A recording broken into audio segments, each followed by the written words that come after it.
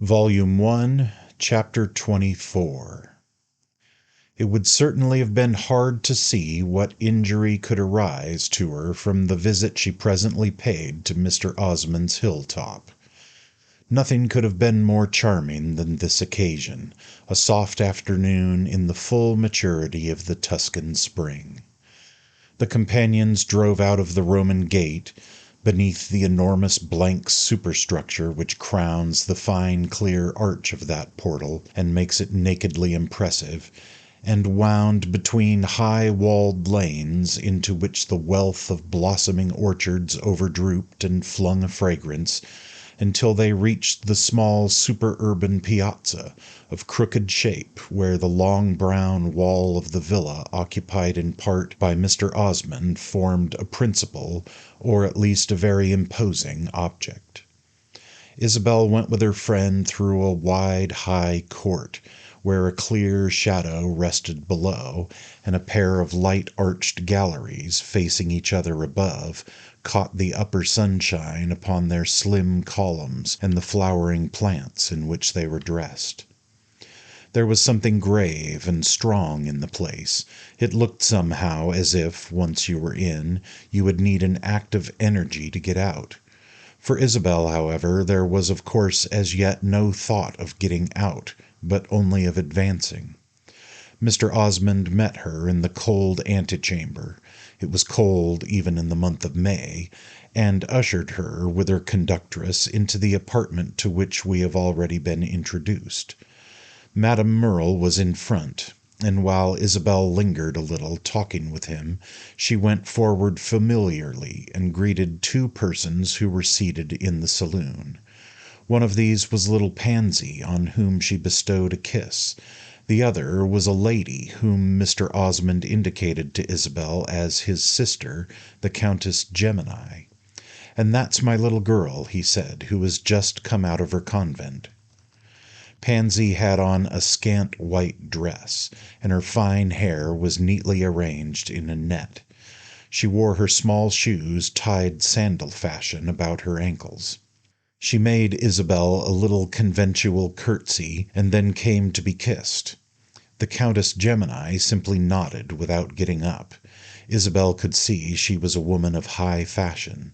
She was thin and dark, and not at all pretty, having features that suggested some tropical bird, a long beak-like nose, small, quickly moving eyes, and a mouth and chin that receded extremely.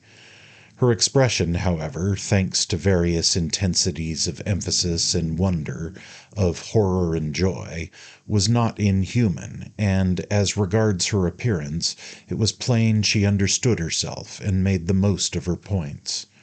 Her attire, voluminous and delicate, bristling with elegance, had the look of shimmering plumage, and her attitudes were as light and sudden as those of a creature who perched upon twigs.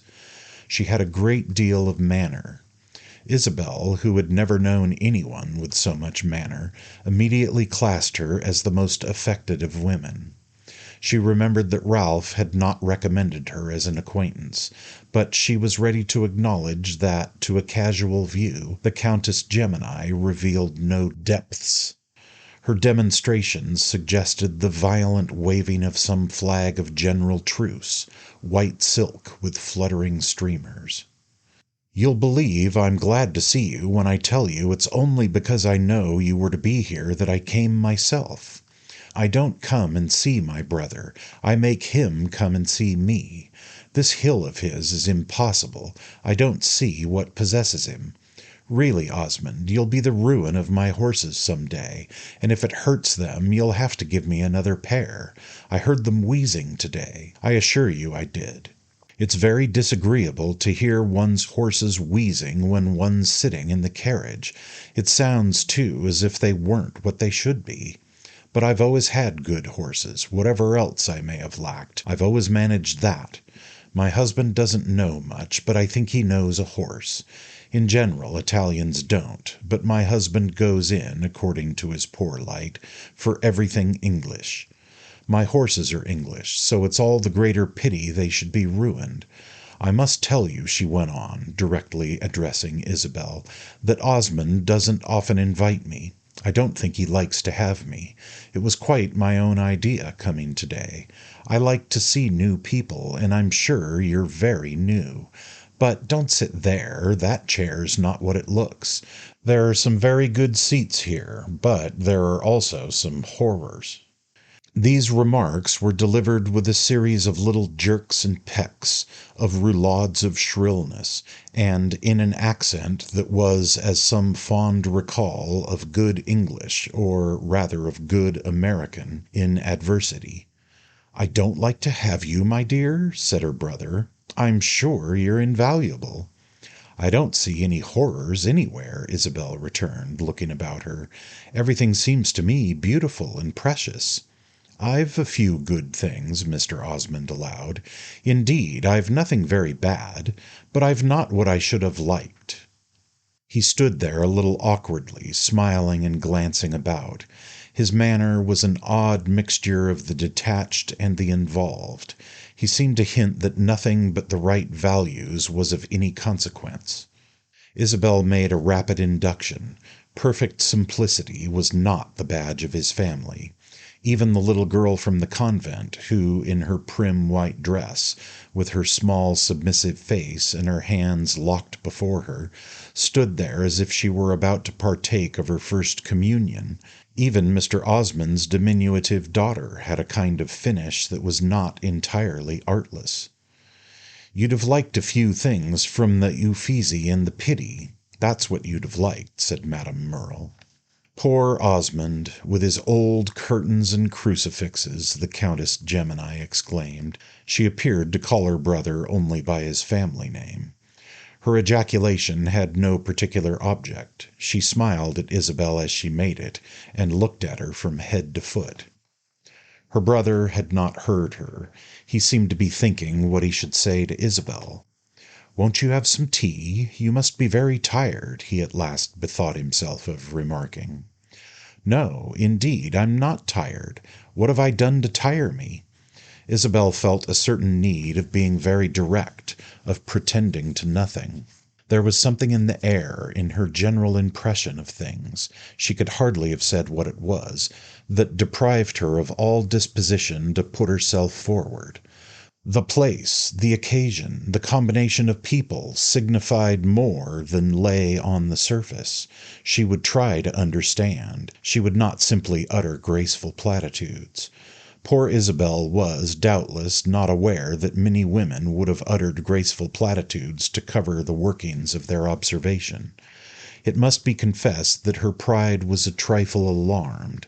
A man she had heard spoken of in terms that excited interest, and who was evidently capable of distinguishing himself, had invited her, a young lady not lavish of her favours, to come to his house. Now that she had done so, the burden of the entertainment rested naturally on his wit. Isabel was not rendered less observant, and for the moment, we judge, she was not rendered more indulgent, by perceiving that Mr. Osmond carried his burden less complacently than might have been expected. "What a fool I was to have let myself so needlessly in," she could fancy his exclaiming to himself. "You'll be tired when you go home if he shows you all his bibelot and gives you a lecture on each," said the Countess Gemini.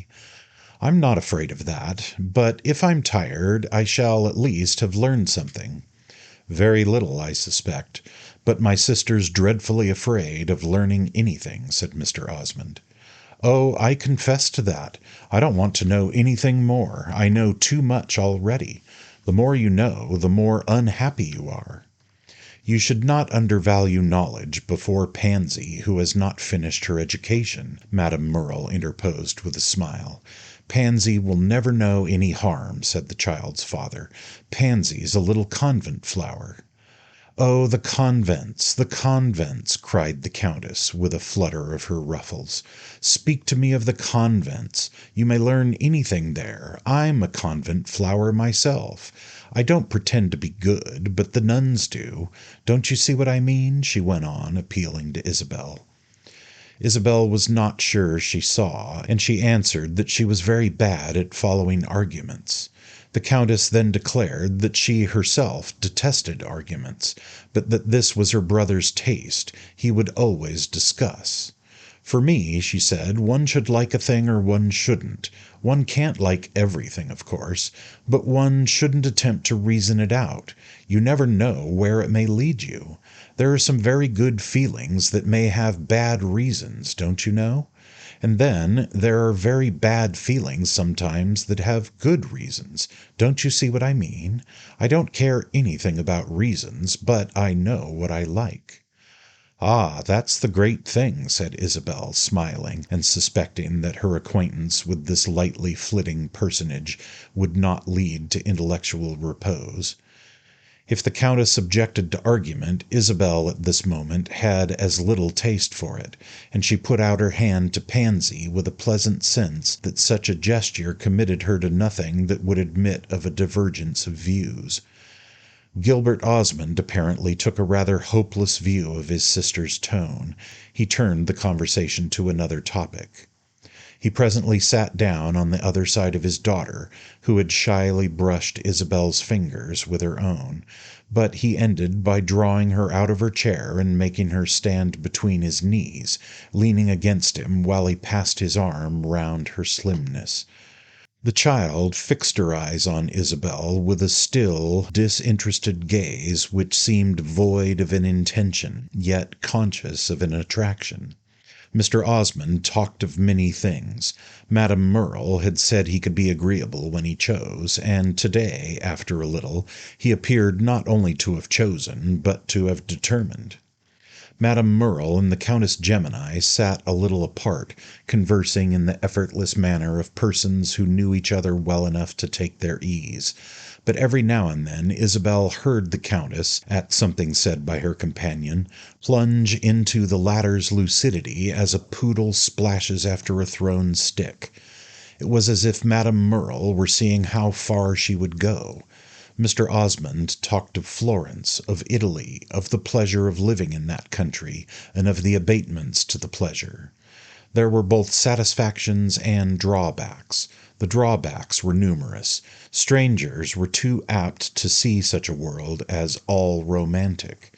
It met the case soothingly for the human, for the social failure, by which he meant the people who couldn't realize, as they said, on their sensibility. They could keep it about them there in their poverty without ridicule, as you might keep an heirloom or an inconvenient entailed place that brought you in nothing. Thus there were advantages in living in the country which contained the greatest sum of beauty. Certain impressions you could get only there. Others favorable to life you never got, and you got some that were very bad, but from time to time you got one of a quality that made up for everything.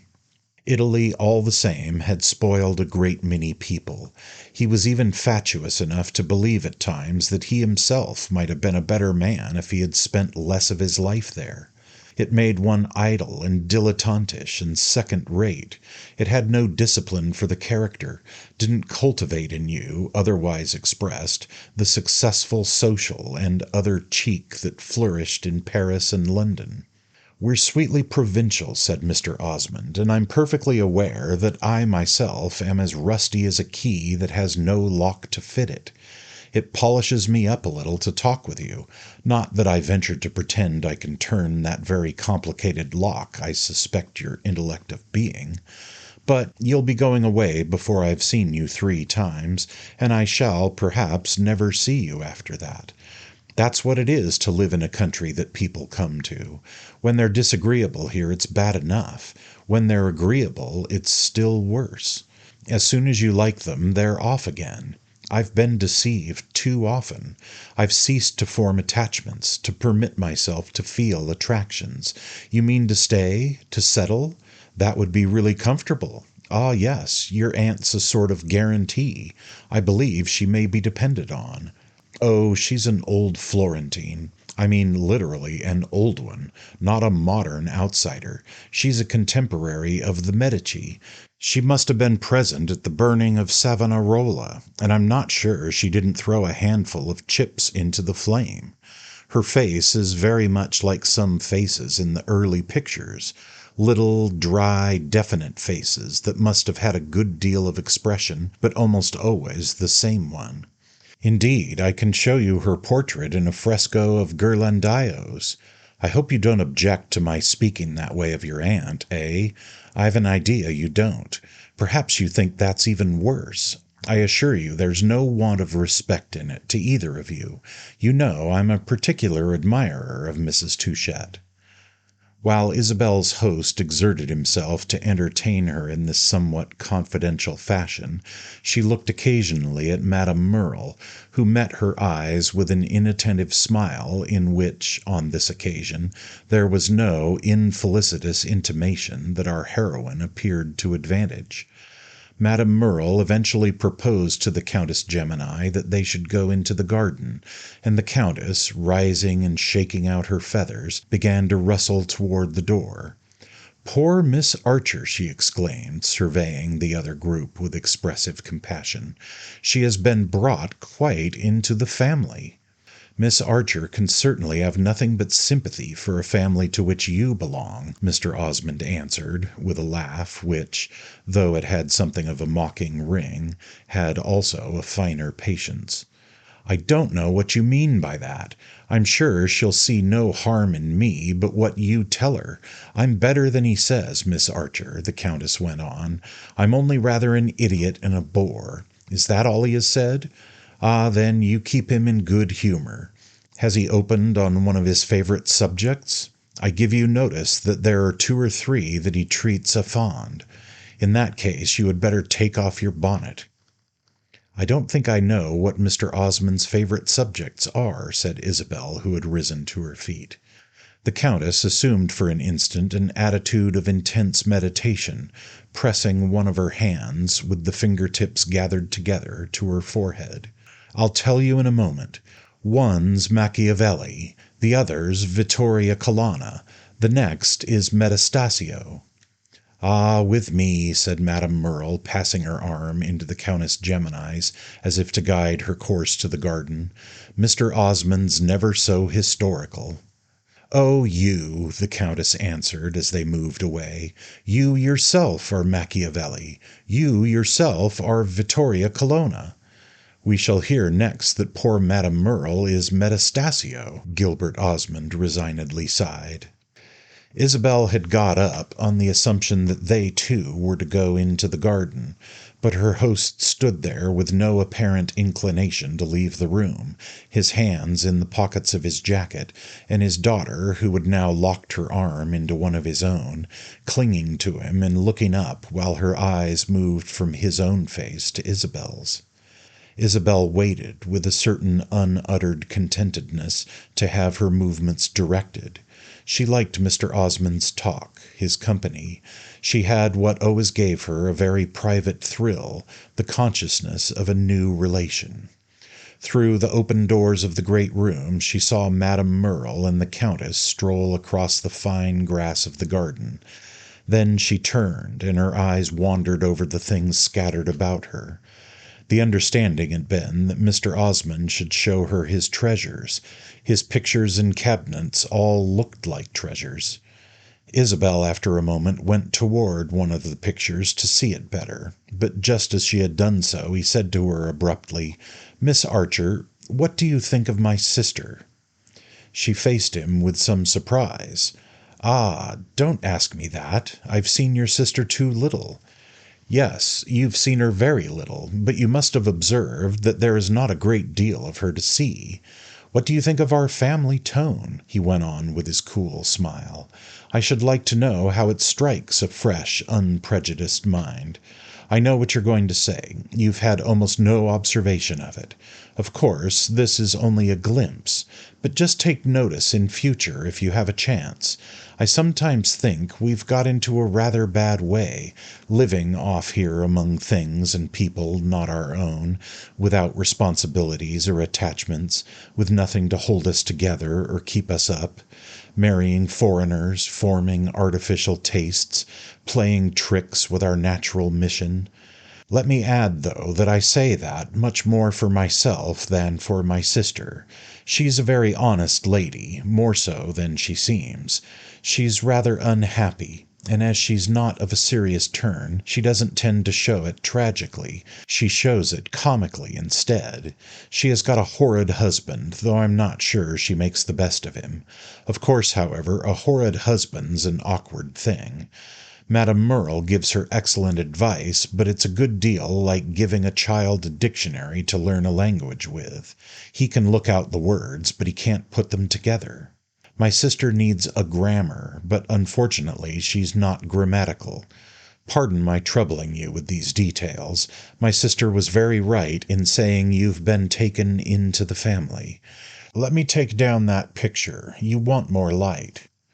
He took down the picture, carried it toward the window, related some curious facts about it. She looked at the other works of art, and he gave her such further information as might appear most acceptable to a young lady making a call on a summer afternoon. His pictures, his medallions and tapestries were interesting, but after a while Isabel felt the owner much more so, and, independently of them, thickly as they seemed to overhang him. He resembled no one she had ever seen. Most of the people she knew might be divided into groups of half a dozen specimens. There were one or two exceptions to this. She could think, for instance, of no group that would contain her Aunt Lydia. There were other people who were, relatively speaking, original, as one might say, by courtesy, such as Mr. Goodwood, as her cousin Ralph, as Henrietta Stackpole, as Lord Warburton, as Madame Merle. But in essentials, when one came to look at them, these individuals belonged to types already present to her mind. Her mind contained no class offering a natural place to Mr. Osmond. He was a specimen apart. It was not that she recognized all these truths at the hour, but they were falling into order before her. For the moment, she only said to herself that this new relation would perhaps prove her very most distinguished. Madame Merle had had that note of rarity, but what quite other power it immediately gained when sounded by a man!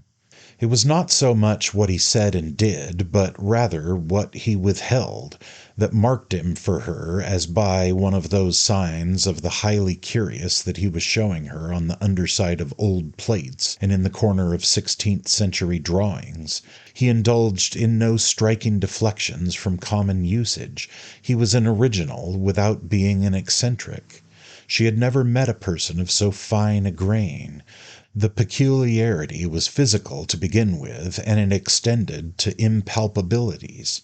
His dense, delicate hair, his overdrawn, retouched features, his clear complexion, ripe without being coarse, the very evenness of the growth of his beard, and that light, smooth slenderness of structure which made the movement of a single one of his fingers produce the effect of an expressive gesture.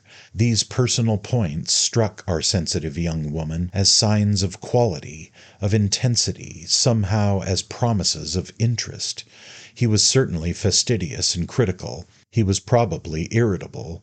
His sensibility had governed him, possibly governed him too much. It had made him impatient of vulgar troubles, and had led him to live by himself in a sordid, sifted, arranged world, thinking about art and beauty and history. He had consulted his taste in everything, his taste alone, perhaps, as a sick man consciously incurable consults at last only his lawyer. That was what made him so different from everyone else. Ralph had something of this same quality, this appearance of thinking that life was a matter of connoisseurship. But in Ralph it was an anomaly, a kind of humorous excrescence, whereas in Mr. Osmond it was the keynote, and everything was in harmony with it. She was certainly far from understanding him completely. His meaning was not at all times obvious. It was hard to see what he meant, for instance, by speaking of his provincial side, which was exactly the side she would have taken him most to lack. Was it a harmless paradox intended to puzzle her, or was it the last refinement of high culture? She trusted she should learn in time. It would be very interesting to learn. If it was provincial to have that harmony, what then was the finish of the capital? And she could put this question in spite of so feeling her host a shy personage, since such shyness as his, the shyness of ticklish nerves and fine perceptions, was perfectly consistent with the best breeding. Indeed, it was almost a proof of standards and touchstones other than the vulgar. He must be so sure the vulgar would be first on the ground. He wasn't a man of easy assurance, who chattered and gossiped with the fluency of a superficial nature. He was critical of himself as well as of others, and, exacting a good deal of others to think them agreeable, probably took a rather ironical view of what he himself offered, a proof into the bargain that he was not grossly conceited. If he had not been shy, he wouldn't have effected that gradual, subtle, successful conversion of it to which she owed both what pleased her in him and what mystified her. If he had suddenly asked her what she thought of the Countess Gemini, that was doubtless a proof that he was interested in her. It could scarcely be as a help to knowledge of his own sister. That he should be so interested showed an inquiring mind, but it was a little singular he should sacrifice his fraternal feeling to his curiosity. This was the most eccentric thing he had done. There were two other rooms beyond the one in which she had been received, equally full of romantic objects, and in these apartments Isabel spent a quarter of an hour. Everything was in the last degree curious and precious, and Mr. Osmond continued to be the kindest of ciceroni as he led her from one fine piece to another, and still held his little girl by the hand. His kindness almost surprised our young friend, who wondered why he should take so much trouble for her, and she was oppressed at last with the accumulation of beauty and knowledge to which she found herself introduced. There was enough for the present. She had ceased to attend to what he said. She listened to him with attentive eyes, but was not thinking of what he told her. He probably thought her quicker, cleverer in every way, more prepared than she was. Madame Merle would have pleasantly exaggerated, which was a pity, because in the end he would be sure to find out, and then perhaps even her real intelligence wouldn't reconcile him to his mistake. A part of Isabel's fatigue came from the effort to appear as intelligent as she believed Madame Merle had described her, and from the fear, very unusual with her, of exposing, not her ignorance, for that she cared comparatively little, but her possible grossness of perception. It would have annoyed her to express a liking for something he, in his superior enlightenment, would think she oughtn't to like, or to pass by something at which the truly initiated mind would arrest itself. She had no wish to fall into that grotesqueness in which she had seen women, and it was a warning, serenely yet ignobly flounder. She was very careful, therefore, as to what she said, as to what she noticed or failed to notice, more careful than she had ever been before. They came back into the first of the rooms where the tea had been served, but as the two other ladies were still on the terrace, and as Isabel had not yet been made acquainted with the view, the paramount distinction of the place, Mr. Osmond directed her steps into the garden without more delay. Madame Merle and the Countess had had chairs brought out, and as the afternoon was lovely, the Countess proposed that they should take their tea in the open air. Pansy, therefore, was sent to bid the servant bring out the preparations. The sun had got low, the golden light took a deeper tone, and on the mountains and the plain that stretched beneath them, the masses of purple shadow glowed as richly as the places that were still exposed. The scene had an extraordinary charm. The air was almost solemnly still, and the large expanse of the landscape, with its garden-like culture and nobleness of outline, its teeming valley and delicately fretted hills, its peculiarly human-looking touches of habitation, lay there in splendid harmony and classic grace. "You seem so well pleased that I think you can be trusted to come back," Osmond said as he led his companion to one of the angles of the terrace. "I shall certainly come back," she returned, "in spite of what you say about its being bad to live in Italy. What was it you said about one's natural mission? I wonder if I should forsake my natural mission if I were to settle in Florence. A woman's natural mission is to be where she's most appreciated. The point's to find out where that is." "Very true. She often wastes a good deal of time in the enquiry. People ought to make it very plain to her." "Such a matter would have to be made very plain to me," smiled Isabel. "I'm glad, at any rate, to hear you talking of settling. Madame Merle had given me an idea that you were of a rather roving disposition. I thought she spoke of your having some plan of going round the world." "I'm rather ashamed of my plans. I make a new one every day." "I don't see why you should be ashamed. It's the greatest of pleasures." "It seems frivolous, I think," said Isabel. "One ought to choose something very deliberately, and be faithful to that." "By that rule, then, I've not been frivolous." "Have you never made plans?" "Yes, I made one years ago, and I'm acting on it today." "It must have been a very pleasant one," Isabel permitted herself to observe. "It was very simple. It was to be as quiet as possible." "As quiet?" the girl repeated. "Not to worry, not to strive, nor struggle, to resign myself, to be content with little." He spoke these sentences slowly, with short pauses between, and his intelligent regard was fixed on his visitors with the conscious air of a man who has brought himself to confess something. "Do you call that simple?" she asked with mild irony. "Yes, because it's negative." "Has your life been negative?" "Call it affirmative, if you like. Only it has affirmed my indifference. Mind you, not my natural indifference, I had none, but my studied, my wilful renunciation." She scarcely understood him. It seemed to question whether he were joking or not. Why should a man who struck her as having a great fund of reserve suddenly bring himself to be so confidential? This was his affair, however, and his confidences were interesting. "I don't see why you should have renounced," she said in a moment. "Because I could do nothing. I had no prospects. I was poor, and I was not a man of genius.